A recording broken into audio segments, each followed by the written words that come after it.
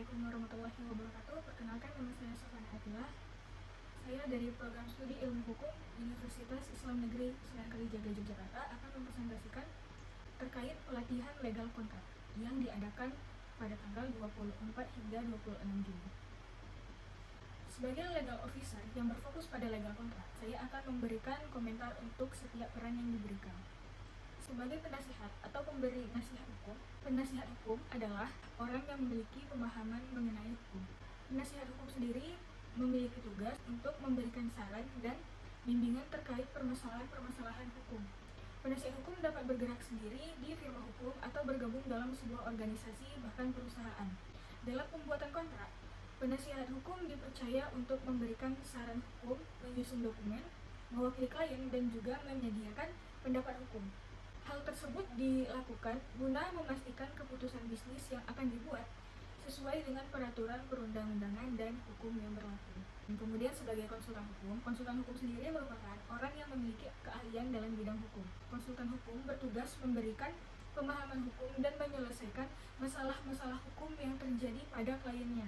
Konsultan hukum sendiri dapat bekerja pada suatu orang terhadap orang individu, organisasi, maupun perusahaan.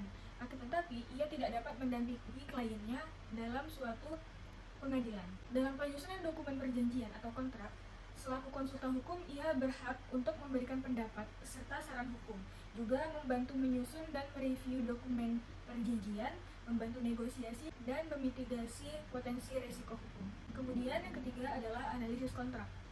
Analisis kontrak bertugas memeriksa juga mengevaluasi detail-detail dalam dokumen kontrak, serta memahami isi-isi kontrak, juga melakukan pemeriksaan kepatuhan hukum. Analisis kontrak juga bertugas untuk memastikan semua klausul dalam dokumen sesuai dengan perusahaan atau keinginan klien dan tidak menimbulkan risiko hukum.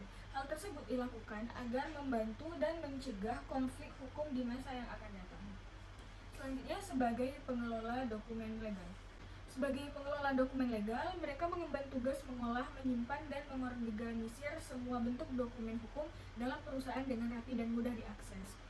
Pengelola dokumen legal juga teliti untuk menjamin bahwa semua dokumen hukum diperbarui dan sesuai dengan peraturan perundang-undangan, dan juga sesuai dengan hukum yang berlaku pada masanya.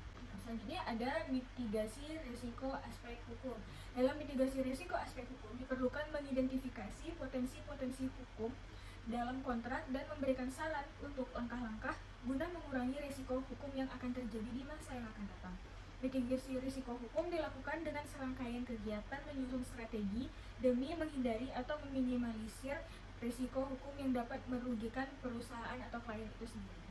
Kemudian kesimpulan dari pemaparan saya adalah sebagai legal officer yang berfokus pada legal kontrak, peran dan tanggung jawab mencakup berbagai aspek untuk memastikan kepatuhan hukum dan perlindungan kepentingan perusahaan atau klien. Sebagai penasihat hukum, legal officer memberikan saran dan panduan hukum kepada manajemen. Sebagai konsultan hukum, mereka atau saya meninjau dan menyarankan perubahan pada kontrak.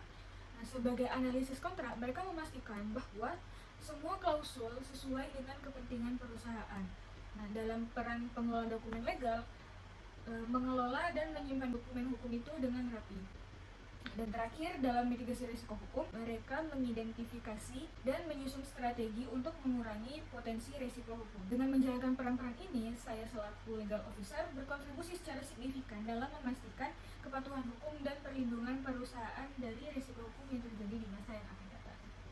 Sekian presentasi dari saya. Wassalamualaikum warahmatullahi wabarakatuh.